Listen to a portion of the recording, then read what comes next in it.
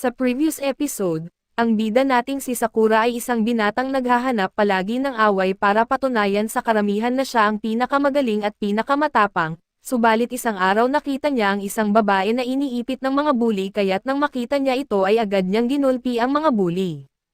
Binalaan niya pa ito na tandaan ang kanyang hitsura at pangalan nang sa gayon ay maparating nila ito sa kanilang leader at harapin siya sa isang santukan. Di naglaon ay nagkaroon ng kaguluhan sa lugar at isang grupo ng kalalakihan ang naghahasik ng kaguluhan sa lugar at dahil dito, agad na pumunta sila para pigilan ang mga ito. Binubugbog nila ang mga kalalakihan at nagawa nilang mapabagsak ang mga ito. Di naglaon ay inatake ni Sakura ang leader nila at sinipa ito sa mukha. At sa pagpapatuloy ng ating recap, si Neri ay labis na natatakot ngunit masaya rin dahil nakikita niyang may mga kislap na lumilipad, at ipinaliwanag niya na ang pagkakamali ni Sakura ay ang pagsasabing siya ang magiging top dog sa harap ni Kotaro. Ginagawa ni Sakura ang lahat upang umiwas sa mga atake nito habang ipinapaliwanag na si Kotaro ay kinatatakutan sa high school mula pa noong siya ay nasa middle school, bilang pagkilala sa kanyang determinasyon. Si Kotaro lang ang taong pinayagang tawagin ang sarili niyang isang bin bago opisyal na magsimula. Dahil sa kanyang matinding katapatan sa pagiging top dog, nakamit niya ang palayaw na panatiko bilang isang top dog at may isa pang estudyante na nagmamakaawa kay So na itigil ang laban dahil tiyak na mapapahamak ang bagong estudyante sa kamay ni Kotaro. Ngunit lahat ay nagulat nang umilag si Sakura sa isa pang atake at nakabawi. Itinuro ni Sakura na si Kotaro ay tagahanga ng isang top dog at ibig sabihin nito ay hindi siya makapag-isip para sa kanyang sarili, malamang hindi siya makapagdesisyon mag-isa. Kaya't ipinaliwanag ni Sakura na ang isang katulad niya ay walang pagkakataong talunin siya. Galit na galit ang duguan na si Kotaro kaya't nagpatuloy sila sa paglalaban kaso naputol ito ng isang anunsyo. Ang taong nasa kabila na dulo ay nagkakamali sa paghawak ng mikropono kaso sa huli ay binati ang lahat ng mga estudyante sa Firen.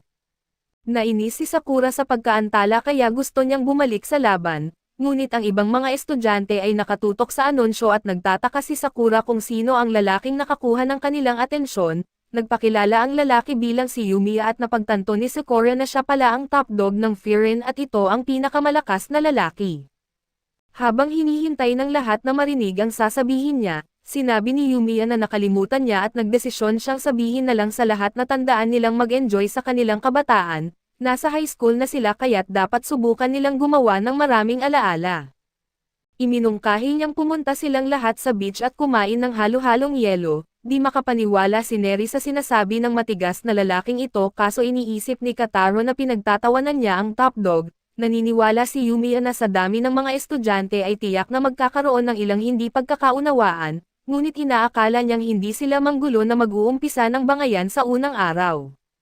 Sinubukan ni Kotaro na itago ang katotohanang sila ay mga nanggugulo na nagsuntukan sa unang araw kaya pinunasan niya ang dugo sa kanyang mukha.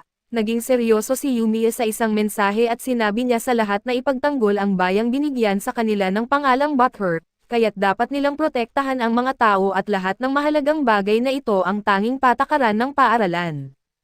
Tinanggap ito ng lahat ng mga estudyante maliban kay Sakura na nagulat na ang lalaking ito ay hindi man lang nasa silid, pero sabik ang lahat na sundin ang kanyang mga utos at nagtataka siya kung gaano kalakas na mandirigma si Yumiya. Gusto ni So na magkamay ang dalawang mandirigma bilang malaking pagpapakita ng pagkakaunawaan ng kabataan. Ngunit hindi pa rin akalain ni Sakura na tapos na ang laban at nagtataka si Neri kung bakit nag-iinit si Sakura. Subalit pinapatahimik lamang siya ni Sakura kaya ipinapaalala ni So kay Kotaro na hindi magugustuhan ni Yumiya na malaman na nakikipaglaban siya sa isang kaklase. Sinabi niya kay Sakura na mahalaga ang pagpapakita ng respeto sa ibang mga estudyante kung nais niyang maging isang top dog.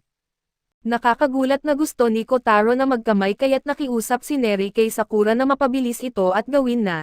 Naghanda si Sakura na gawin ito at pinaalalahanan ang sarili na simpleng kamayan lang ang gagawin. Marahil ay dumaan si Sakura sa matinding pagsubok dahil kailangan niyang paalalahanan ang sarili na huwag itulak palayo ang kamay ni Kotaro o ihagis siya sa lupa. Kinamayan niya ito ngunit iniisip kung gaano kakaiba ang pakiramdam na makipagkamay ng tao sa labas ng laban. Natutuwa si So na makita na masigla ang kanilang kabataan kaso napakahigpit ng kanilang hawak kaya pareho silang nagtataka kung ang isa sa kanila ay talagang may hinanakit. Ipinagdiwang ng ibang mga estudyante at namangha sila na nakapuntos ng tama si Sakura kay Kotaro. Nagulat si Sakura sa kabaitan nila kaso napagtanto niyang ganito na pala simula nang dumating siya sa Frieren, at tahimik si So sa kanyang mga iniisip ngunit nagtataka lang ang ibang estudyante kung nabulunan ba siya. Sumali si Sakura sa kasiyahan habang binanggit niyang hindi siya madaling mabulunan at sa isip niya, iniisip niya kung paano siya walang ideya na ang mga tao ay maaaring maging sobrang palakaibigan at biglaan na sinabihan ang mga estudyante na lumabas at ilang sandali lang, nagulat si Sakura na kailangan nilang magpinta sa ibabaw ng ilang graffiti. Walang ideya si Sakura kung bakit nila ito ginagawa ngunit ipinagmamalaki ni Neri ang paggawa ng magandang trabaho at pinuri ni So ang kanyang kasanayan sa pagpipinta. Isang pagbabalik tanaw bago ang sandaling ito ng pagpipinta ay nagpapakita kung ano ang nangyari nang sabihan silang lumabas. Hiniling ito ng estudyante at ipinaliwanag na mapapahamak siya kung masyado silang mabagal. Halos 8 minuto bago sila makalabas kaya ipinaliwanag ni Hiragi na mas mabilis pa ang mga bata sa kanila. Binanggit ni Sakura kay Neri na nakita niya si Hiragi nang iligtas niya si Tachibana ngunit narinig ito ni Hiragi at nagalit. Hindi dapat banggitin ni Sakura na naroon si Tachibana at ipinaliwanag ni Hiragi na malaki ang gulo kapag nalaman na nasa panganib si Tachibana. Nagbanta siya na may masama na mangyayari kung hindi siya makinig kaso ito ay nauwi lang sa paggubo niya ng dugo. Uminom si Hiragi ng gamot sa tiyan at ipinaliwanag na hindi niya alam kung ano ang nagdala kay Sakura sa eskwelahang ito, pero pinili niya ang isang matibay na general na paglilingkuran at nagtataka si Neri kung ano ang pagkatao nito kaya't ipinaliwanag ni Sakura na siya ang tipo ng taong nagkakasakit sa tiyan dahil sa stress at kailangan uminom ng gamot. Masigasig na kumukuha ng tala si Neri tungkol kay Hiragi at ipinaliwanag na ginagawa niya ito dahil isa siya sa 4 na hari ng eskwelahan. Si Yumiya ang nangunguna sa Butler kaso sa ilalim niya ay ang kanyang mga general, ang 4 na hari at bawat isa ay kumikilos bilang kapitan sa lahat ng 3 taon ng isang partikular na klase. Pinaghati-hati ni Hogi ang mga estudyante sa mga grupo na may kapitan na nasa 2 o 3 taon, at ipinaliwanag niyang magpapatrolya sila sa bayan at si Hiragi ang kapitan ng grupo ni Sakura, nakasama si Neri, So at Kotaro. Nasa parehong grupo sina Kotaro at Sakura dahil sinabi ni Yumiya kay Hiragi na bantayan na mabuti ang mga mandirigmang nagsusuntukan. Nagulat ang mga lalaki na alam niya tungkol sa laban kaya ipinunto ni Sakura na ipinagtanggol lang niya ang sarili. Ipinaghiwalay sila ni Hiragi upang ipagpatuloy nila ang pagpapatrolya at habang naglalakad, napuna ni Sakura na tila wala lang silang ginawa kundi ang maglibot at nagtataka kung bakit hindi sila sumusugod sa mga nanghihimasok. Gayunpaman, ipinaliwanag ni Hiragi na ang pagsugod ay magiging pagsalakay at hindi depensa, ang simpleng paglalakad nila sa kanilang uniforme ay sapat na para takutin ang mga mas maliliit na gang, at iyon ang kanilang ginagawa. Sa isip ni Sakura, ito'y nakakabagot kaso binigyang diin ni Hiragi na ang pag-enjoy lang sa mga laban ay hindi rin masaya at sa puntong iyon, tinulungan ni Hiragi ang isang matandang lalaki na nasa hagdan at dito nila nalaman na iyon ang dahilan kung bakit sila nagpipinta. Tumutulong sila sa matanda na takpan ang graffiti bilang bahagi ng trabaho nila bilang bin. Pagkatapos nilang magtrabaho, binigyan sila ng pagkain bilang pasasalamat at naintindihan ni Hiragi kung bakit gulo lang ang iniisip ni Sakura, dahil ganoon din ang nararamdaman ng iba pang mga lalaki sa Bofur noon pero sa kalaunan, natuklasan nila na ang pagiging kailangan ng mga tao sa bayan ay masaya rin. Binigyan ito ng pagtanggap ni Sakura at kumain siya sa merienda. Dumating sila sa isang tunnel kung saan nakita ni Sakura ang simbolo ng isang pangit na aso at hiniling ni Neri na maging mas maingat siya sa kanyang mga salita. Ipinaliwanag niya na nasa hangganan sila sa pagitan ng teritoryo ng Buthurin at ng isa pang pangkat. Lampas sa mga riles ng tren, may sarili silang mga patakaran at para itong isang ganap na ibang bansa at mapanganib talaga ang magdulot ng anumang gulo roon.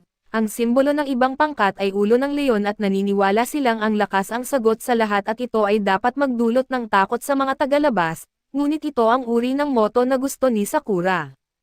Biglang nakita ng grupo na hinahabol ng mga miyembro ng Lion's Head ang isang batang middle schooler, maliwanag na hindi ito aabot sa kabilang panig ng riles ng tren sa tamang oras at yumukod lang si So dahil walang magagawa para dito. Subalit lahat ay nagulat nang puntahan ni Sakura at Kotaro ang miyembro ng Lion's Head. Labis na natakot si Neri sa kanilang ginawa dahil hindi sila dapat makialam sa teritoryo ng Lion's Head. Sinabi ni Sakura na kasapi ng kanilang pangkat ang bata, kaya't parehong itinuro ni Sakura at Kotaro na ang mga miyembro ng Lion's Head ang unang nakialam. Pinagsabihan ni Sakura si Kataro na umalis dahil kaya niya itong harapin mag-isa, ngunit hindi siya sumunod at tinuya ng mga miyembro ng Lion's Head ang kanilang kasamahan dahil bumagsak sa isang sipa, ngunit naisip ni Sakura kung gaano sila kalupit dahil dapat ay kasamahan nila ito. Nang may biglang dumating matapos makita ang nangyari, hindi makapaniwala si Hogi na dumating ang taong ito sa lahat ng tao at ipinakilala niya ang sarili bilang Togami, ang pangalawang pinuno ng Lion's Head at nagtataka si Togami sa nangyayari at casual na binati si Hiragi. Nang ipaliwanag ni Hiragi na hinahabol ng mga lalaki ang isa sa kanilang kasapi, nainis si Sakura sa kung gaano ka-relax ang taong ito kaso nakita niya na naging seryoso ito, nang malaman niyang sina Sakura at Kotaro ang nagpabagsak sa kanyang kasamahan. Ang natumbang lalaki ay tumayo at galit na galit sa kanila dahil sa paglabag sa mga patakaran at pagsugod sa kanilang teritoryo. Ngunit ikinagulat ng lahat ng wasakin ni Togami ang isang bote sa ulo nito at hindi mahalaga kay Togami kung nasa kanilang teritoryo man ito o hindi, ang mahalaga lamang sa kanya ay natalo ang batang ito sa laban. Walang tigil na sinuntok ni Togami ang lalaki at ipinaliwanag na ang pagkatalo niya ay nangangahulugang siya ay mahina. Hindi gusto ng koponan ng Lion's Head ang mga mahihinang kasapi, kaya patuloy niya itong binugbog hanggang sa pigilan siya ni Hiragi. Itinuro ni Hiragi na bahagi siya ng koponan ni Togami, kaso itinama siya nito at inalis niya ang jacket ng Lion's Head ng lalaki at ipinaliwanag na hindi nila kailangan ang mga mahina. Lahat ay nagulat sa kalupitang ipinakita ng lalaki kaso naisip lang ni Sakura na siya ay walang kwenta. Akala niya ang Lion's Head ay naniniwala na ang lakas ang sagot sa lahat, ngunit binigyang diin niya na ang pagbugbog sa mahina ay hindi talaga nagpapakita ng lakas. Tumayo si Sakura laban sa tao na ito at nadismaya matapos isiping nakahanap siya ng masayang grupo. Nagulat ang lahat nang harapin niya si Togami at sigurado ang mga lalaki ng Lion's Head na tatapusin ni Togami ang buhay niya dahil sa sinabi niya, kaso sa kabutihang palad ay maayos ang pagtanggap ni Togami dito at mas naging interesado pa sa kakaibang ayos ng buhok ni Sakura. Hindi rin gusto ni Togami kung gaano kabilis magsalita si Sakura at seryosong sinabi na naiinis siya dito. Ipinahayag ni Togami na nagpasya na siya at ipinaliwanag na wawasakin niya si Sakura pagdating ng tamang panahon, sinabi niyang naitandaan na niya ang mukha ni Sakura at umalis na ang mga lalaki ng Lion's Head. Labis na natatakot si Neri at itinuro niyang baka nagpasimula na sila ng digmaan, pinapakalma siya ni So at sinabi niyang ayaw niyang matulad si Neri kay Hiragi at dahil sa sobrang stress, kinailangan ni Hiragi na lumaklak ng ilang tableta ng Gaisen-10, at pinaalalahanan siya ni Neri na huwag lumampas sa inirekomendang dosage. Nag-alala si Neri na baka pinapatawad sana sila ni Togami matapos ang sipa, ngunit alam ni Hiragi na malamang ay hindi ito pinalampas ng pinakamapang teritoryong lalaki sa Lion's Head kaso natapos na ang nangyari, at ikinagulat ng lahat ng aminin ni Hiragi na dapat ay kumilos siya agad at humingi siya ng paumanhin. Inutusan ni Hiragi ang isang middle schooler na nagngangalang Susaki na sumama sa kanila upang magulat kay Yumiya. Napansin ni Sakura na talagang may problema na sa tiyan si Hiragi at nagtaka kung talagang natatakot siya sa pagulat kay Yumiya. Parang relax lang si Yumiya sa kanyang anunsyo kaya't nagtataka si Sakura kung anong klaseng tao ito talaga.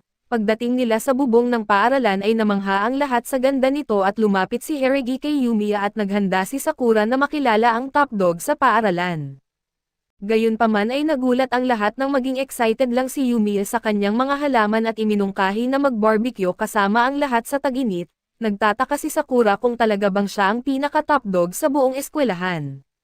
Kaso dito muna matatapos ang recap natin sa bagong anime na ito. Antabayanan po ninyo sa susunod na linggo ang bago nitong episode.